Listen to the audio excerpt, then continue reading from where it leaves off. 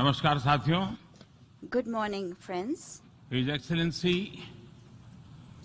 अब्दुल्ला शाहिद जी, His Excellency Mr. Abdullah आपको Shahid. अध्यक्ष पद संभालने की First of all, I would like to हार्दिक बधाई। warmly congratulate you on आपका अध्यक्ष assuming बनना the office of President of the सभी UNGA. विकासशील देशों Your becoming president और is a विशेषकर matter of pride for all developing small countries island developing and states के in लिए particular for small बहुत island गौरव की developing बात है। states. अध्यक्ष महोदय, Mr. President, गत 1.5 वर्ष से for the last 1.5 years, पूरा विश्व the world 100 साल has में been आई grappling सबसे with बड़ी the worst pandemic महामारी का it has सामना seen कर in 100 years. ऐसी भयंकर महामारी में I pay tribute जीवन to गंवाने all वाले those who have lost their lives सभी लोगों in को the deadly corona मैं pandemic, श्रद्धांजलि देता हूं और and परिवारों I के साथ express my condolences संवेदनाएं व्यक्त to करता their families. अध्यक्ष महोदय, Mr. President, मैं उस देश का I प्रतिनिधित्व कर रहा represent हूं a country जिसे that mother is of democracy का proud to be Gaurav known हासिल। as the mother of democracy. लोकतंत्र की हमारी We हजारों have had वर्षों की a महान great परंपरा tradition रही। of democracy that goes back thousands of इस years. 15 अगस्त को On 15th of भारत ने August this year, अपनी आजादी के India entered 75वें the साल में प्रवेश 75th किया। year of its independence. हमारी विविधता Our diversity हमारे सशक्त लोकतंत्र is की the पहचान है। identity of our strong एक ऐसा democracy. देश It is a country जिसमें that has दर्जनों भाषाएं dozens हैं, of languages, सैकड़ों बोलियां हैं, hundreds of dialects, अलग अलग रहन सहन different खान पान। lifestyles and cuisines. ये vibrant This is democracy the का best बेहतरीन example of a उदाहरण है। vibrant democracy. ये भारत के लोकतंत्र की ताकत है। The strength of our एक democracy छोटा बच्चा is demonstrated जो by the कभी fact that a little एक boy रेलवे स्टेशन who के at टी one स्टॉल पर time used to help अपने his पिता father की मदद at करता his था, tea stall at the railway आज station is today चौथी बार addressing भारत the के United प्रधानमंत्री के Nations तौर पर General Assembly for the fourth time UNGA को as संबोधित Prime कर रहा Minister है। of India.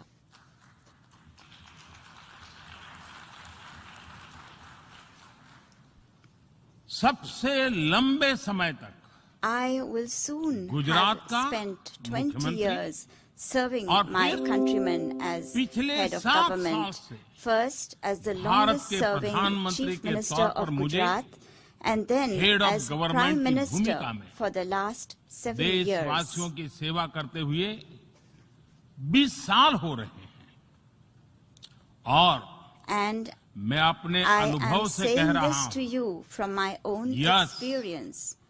Yes, democracy can deliver. democracy can deliver. Yes, Yes, democracy has democracy deliver. has delivered.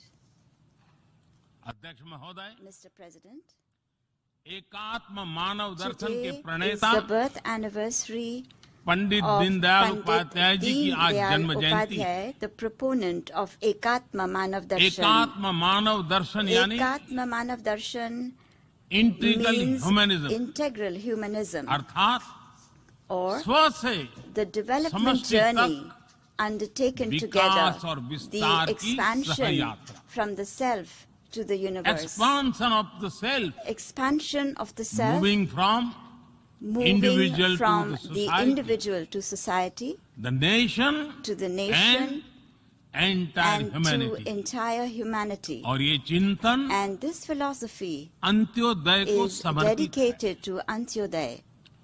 Antyodaya को आज की परिभाषा The में modern day where definition no one is of left behind कहा Antyodaya जाता है। is where no one is left इसी भावना behind. के साथ It is with this principle आज in mind that India integrated, today is moving equitable forward on the path of development की राह पर आगे integrated, बढ़ रहा है। equitable development.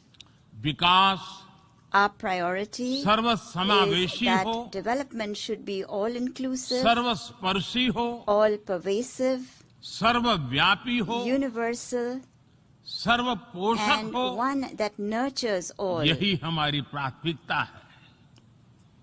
बीते 7 वर्षों में During the last 7 years, Bharat में India has 43 brought crore over से ज्यादा लोगों को 430 million people बैंकिंग who व्यवस्था were से जोड़ा previously गया है, unbanked into जो the अब banking तक system. इससे वंचित थे।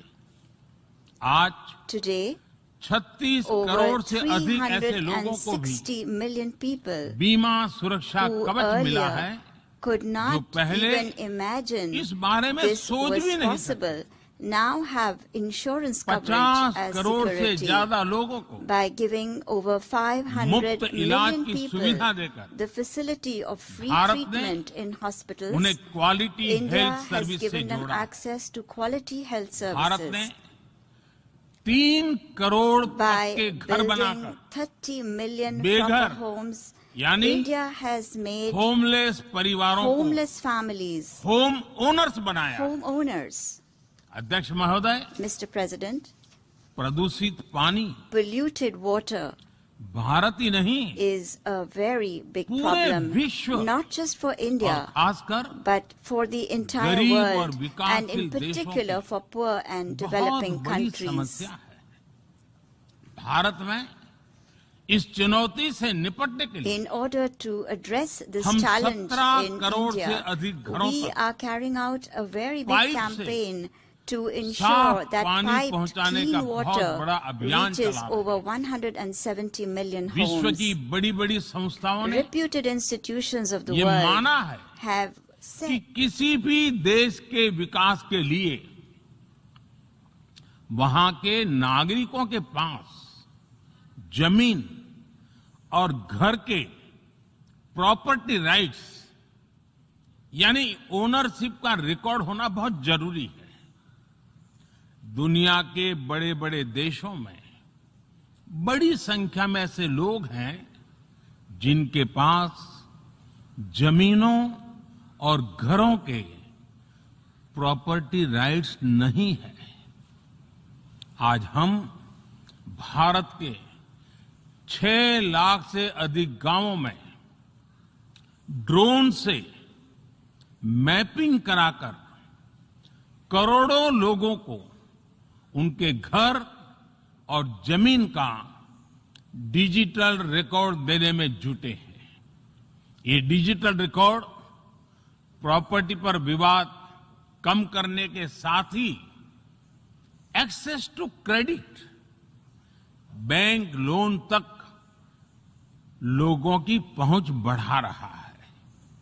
अध्यक्ष महोदय, आज विश्व का हर 6ठा व्यक्ति भारतीय है। जब भारतीयों की प्रगति होती है तो विश्व के विकास को भी गति मिलती है। When India grows, the world grows. When India reforms, the world transforms. Bharat में हो रहे साइंस और टेक्नोलॉजी आधारित इनोवेशंस विश्व की बहुत मदद कर सकते हैं। हमारे टेक सॉल्यूशंस का स्केल और उनकी कम लागत दोनों अतुलनीय है। हमारे यूनिफाइड पेमेंट इंटरफेस यूपीआई आज भारत में हर महीने 350 करोड़ से ज्यादा ट्रांजैक्शन हो रहे हैं। भारत का वैक्सीन डिलीवरी प्लेटफॉर्म कोविन एक ही दिन में करोड़ों वैक्सीन डोज लगाने के लिए डिजिटल सपोर्ट दे रहा है। अध्यक्ष महोदय, सेवा परमो धर्मः, सेवा परमो धर्मः को जीने वाला भारत सीमित संसाधनों के बावजूद भी वैक्सीनेशन डेवलपमेंट और मैन्युफैक्चरिंग में जी जान से जुटा है। मैं यूएनजीए को ये जानकारी देना चाहता हूं कि भारत ने दुनिया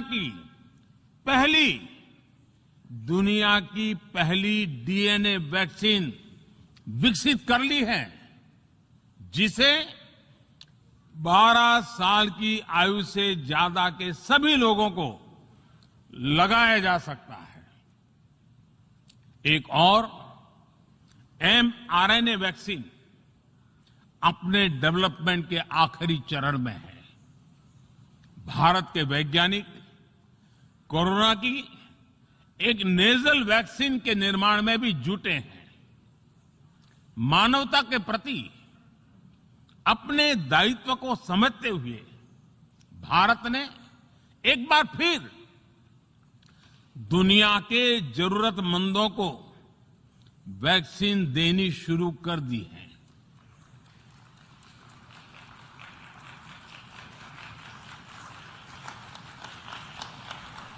मैं आज दुनिया भर के वैक्सीन मैन्युफैक्चरर्स को भी आमंत्रित करता हूं, कम मेक वैक्सीन इन इंडिया।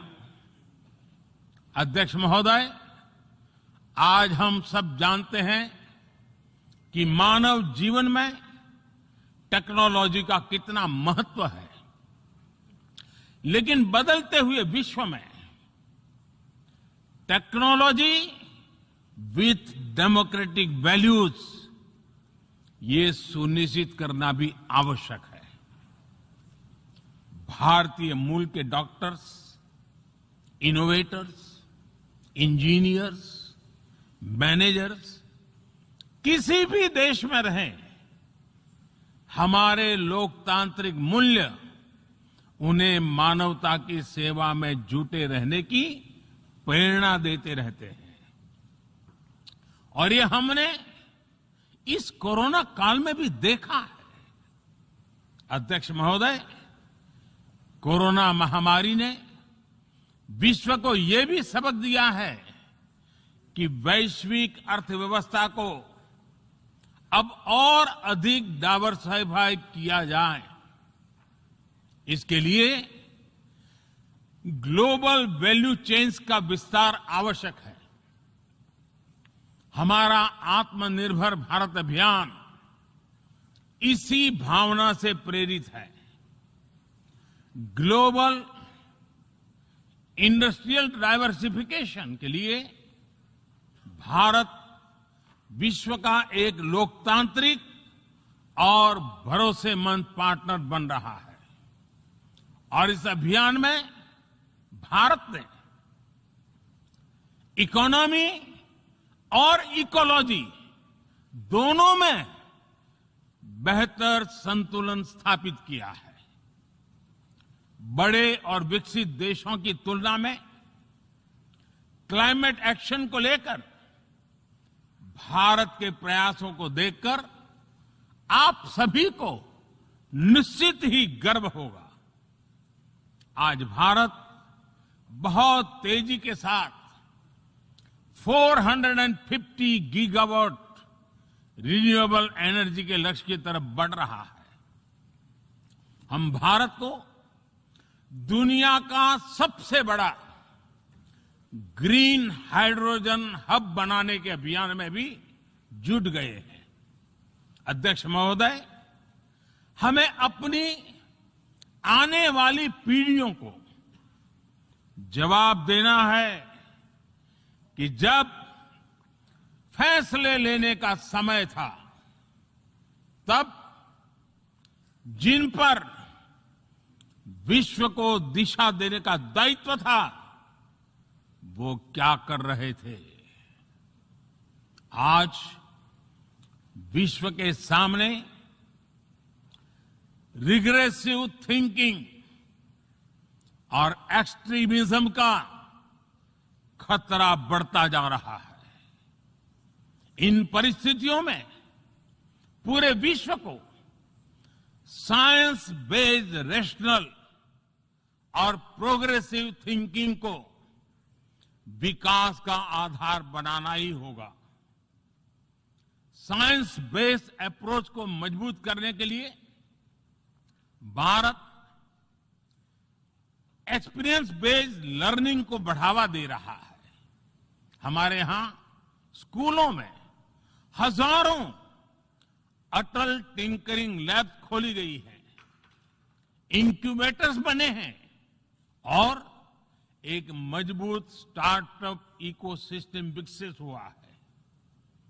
अपनी आजादी के 75 वर्ष के उपलक्ष्य में जब हम आजादी का अमृत महोत्सव मना रहे हैं, भारत 75 ऐसे सैटेलाइट्स को अंतरिक्ष में भेजने वाला है जो भारतीय विद्यार्थी स्कूल कॉलेजों में बना रहे हैं।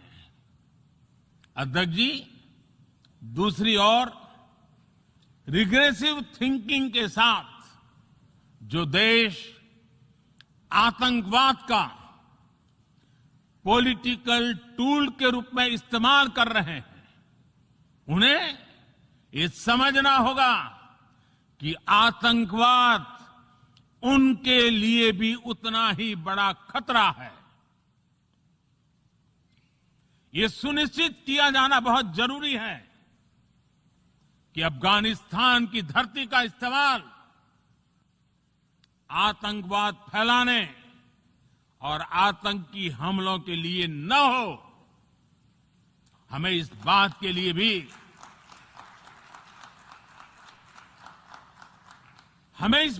लिए भी सतर्क रहना होगा कि वहां की नाजुक स्थितियों का कोई देश अपने स्वार्थ के लिए एक टूल की तरह इस्तेमाल करने की कोशिश न करें।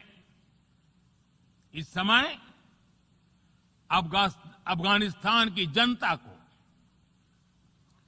वहां की महिलाओं और बच्चों को, वहां की माइनॉरिटीज को मदद की जरूरत है और इसमें हमें अपना दायित्व निभाना ही होगा। अध्यक्ष महोदय, हमारे समंदर भी हमारी साझी विरासत है, इसलिए हमें ये ध्यान रखना होगा कि ओशन रिसोर्सेज को हम यूज करें, एब्यूज नहीं। हमारे समंदर अंतर्राष्ट्रीय व्यापार की लाइफलाइन भी है। इन्हें हमें एक्सपांशन और एक्सक्लूजन की दौड़ से बचाकर रखना होगा। रूल बेस्ड वर्ल्ड ऑर्डर को सशक्त करने के लिए अंतर्राष्ट्रीय समुदाय को एक सुर में आवाज उठानी ही होगी। सुरक्षा परिषद में भारत की प्रेसिडेंसी के दौरान बनी विस्तृत सहमति विश्व को मैरीटाइम सिक्योरिटी के विषय में आगे बढ़ने का मार्ग दिखाती है। अध्यक्ष महोदय, भारत के महान कूटनीतिज्ञ आचार्य चाणक्य ने सदियों पहले कहा था, कालातिक्रमात् काल एव फलम पिबति। जब सही समय पर सही कार्य नहीं किया जाता तो समय ही उस कार्य की सफलता को समाप्त कर देता है। संयुक्त राष्ट्र को खुद को प्रासंगिक बनाए रखना है तो उसे अपनी इफेक्टिवनेस को सुधारना होगा, रिलायबिलिटी को बढ़ाना होगा। यूएन पर आज कई तरह के सवाल खड़े हो रहे हैं। इन सवाल को हमने क्लाइमेट क्राइसिस में देखा है, कोविड के दौरान देखा है, दुनिया के कई हिस्सों में चल रही प्रॉक्सी वॉर, आतंकवाद और अभी अफगानिस्तान के संकट ने इन सवालों को और गहरा कर दिया है। कोविड के ओरिजिन के संदर्भ में और ease of doing business ranking को लेकर वैश्विक गवर्नेंस से जुड़ी संस्थाओं ने दशकों के परिश्रम से बनी अपनी विश्वसनीयता को नुकसान पहुंचाया है। ये आवश्यक है कि हम यूएन को ग्लोबल ऑर्डर, ग्लोबल लॉज और ग्लोबल वैल्यूज के संरक्षण के लिए निरंतर सुदृढ़ करें। मैं नोबेल पुरस्कार विजेता गुरुदेव रविंद्रनाथ टैगोर जी के शब्दों के साथ अपनी बात समाप्त कर रहा हूं। शुभो कर्मोपोथे, शुभो कर्मोपोथे, धोरो निर्भयो गान, सौब दुर्बल सौन्योष होक अबोशान। अर्थात अपने शुभ कर्म पथ पर निर्भीक होकर आगे बढ़ो, सभी दुर्बलताएं और शंकाएं समाप्त हो। ये संदेश आज के संदर्भ में संयुक्त राष्ट्र के लिए जितना प्रासंगिक है, उतना ही हर जिम्मेदार देश के लिए भी उतना ही प्रासंगिक है। मुझे विश्वास है हम सबका प्रयास विश्व में शांति और सौहार्द बढ़ाएगा, विश्व को स्वस्थ, सुरक्षित और समृद्ध बनाएगा। इन्हीं शुभकामनाओं के साथ बहुत बहुत धन्यवाद। नमस्कार।